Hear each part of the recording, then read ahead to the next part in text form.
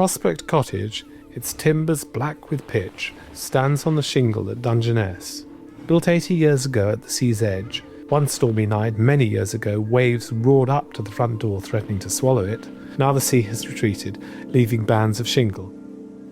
The view from my kitchen at the back of the house is bounded on the left by the old Dungeness lighthouse and the iron grey bulk of the nuclear reactor, in front of which dark green broom and gorse, bright with yellow flowers, have formed little islands in the shingle, ending in a scrubby copse of sallow and ash, dwarfed and blasted by the gales.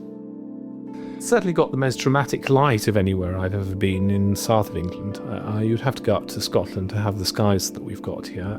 The landscape itself is absolutely fascinating. It's covered with wild flowers, but more so than anywhere else I've seen. You can see the sun come up in the sea in front of the house early in the morning, and you can see it set. And last night it was unbelievably a dramatic evening because the sun set huge and red, and we had a thunderstorm over this place with lightning playing all over the place. It was a mixture of a sunset and a thunderstorm.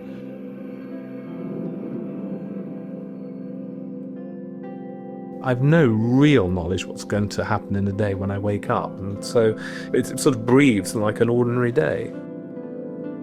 I wanted to be a painter. I never wanted to be a filmmaker. That happened by accident. In films like The Garden or The Last of England, well, they're poems, really. And such voiceovers as there are in those films to indicate, to ground people at certain points, it's all poetry. I mean, I would see them as documentary films as much as fictional films, because people would come and do things. They would say, we want to do this or that. And very often, actually, those changes are brought about by people who are working with me. I wasn't there for the edit, so in fact, The Garden was made completely without my input after the shoot. And since there was no plan of any sort whatsoever, I did hopelessly try to make one. I left it to the editors to find out what they thought about it, because it was the only way that it could actually really come alive.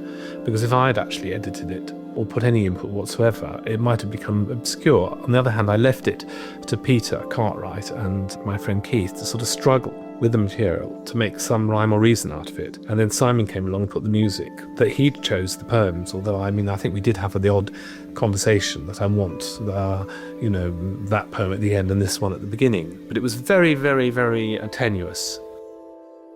I don't think the work is that important in the end.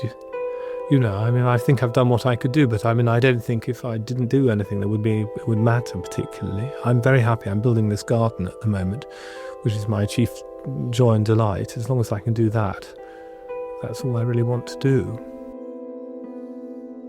I think anger should never be used to destroy things. It should be used to create things.